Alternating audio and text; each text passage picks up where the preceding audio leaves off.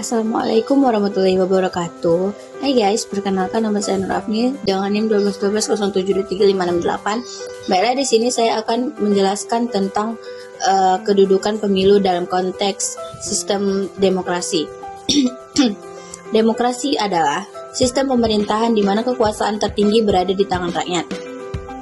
Dalam sistem ini, rakyat memiliki hak untuk berpartisipasi dalam pengambilan keputusan politik baik secara langsung maupun melalui perwakilan.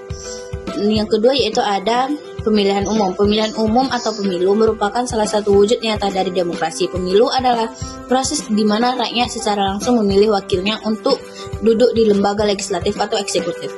Melalui pemilu, rakyat dapat menentukan siapa yang akan memimpin negara dan membuat kebijakan publik. Yang kedua yaitu ada kedudukan pemilu umum dalam sistem demokrasi. Pemilu merupakan salah satu tonggak penting yang mempresentasikan kedaulatan rakyat, sehingga dapat dikatakan bahwa tidak ada negara demokrasi tanpa memberikan peluang adanya pemilihan umum yang dilakukan secara sistematik dan berkala. Berikutnya ada di Indonesia, pemilu merupakan salah satu proses politik yang dilaksanakan setiap 5 tahun sekali. Besarnya hak rakyat untuk menentukan para pemimpin dalam lembaga eksekutif dan legislatif. Yang berikutnya ada pemilihan umum sebagai sarana demokrasi. Pemilu merupakan sarana yang sangat penting dalam mewujudkan demokrasi.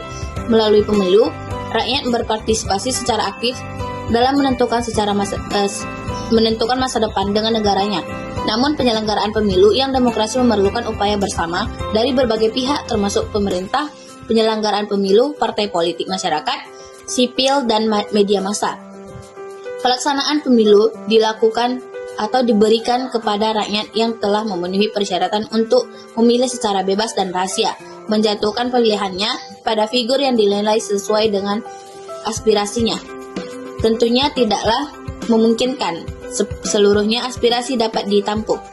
Dari sekian banyak pilihan aspirasi, maka yang mendapat suara terbanyak pemilihan dapat dinyatakan sebagai pemenang karena mewakili kehendak rakyat terbanyak atau mayoritas.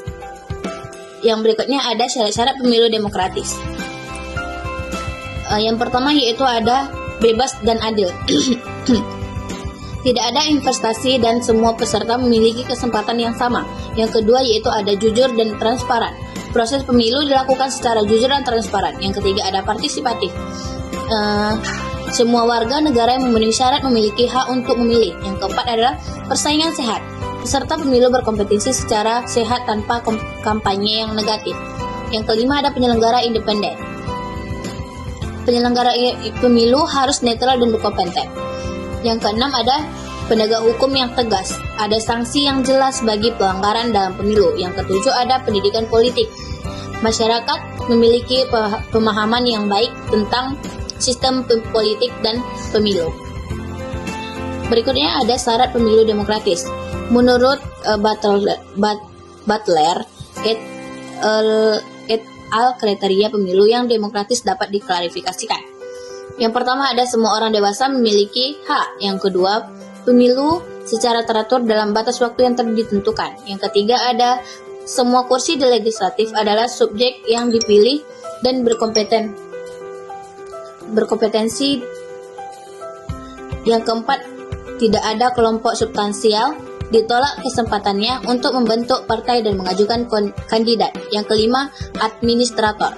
Pemilu harus bertindak adil, tidak ada pengecualian hukum, tanpa kekerasan, tanpa intimidasi, karena kandidat untuk memperkenalkan pandangan atau pemilihan untuk mendiskusikannya. Yang keenam, pemilihan dilakukan dengan bebas dan rahasia, dihitung dan dilaporkan secara jujur, dan konvensinya menjadi kursi legislatif sebagaimana ditentukan oleh peraturan. Yang ketujuh ada hasil pemilihan disimpan di kantor dan sisanya disimpan sebagai hasil pemilihan diperoleh. Nah, jadi kesimpulannya yaitu pemilu adalah sarana penting dalam mewujudkan demokrasi. Dengan memenuhi syarat di atas, kita dapat mewujudkan pemilu yang berkualitas dan menghasilkan pemimpin yang benar-benar dipilih oleh rakyat. Cukup sekian materi dari saya, lebih dan kurang saya mohon maaf. Wabillahi taufiq wal hidayah. Wassalamualaikum warahmatullahi wabarakatuh. See you again.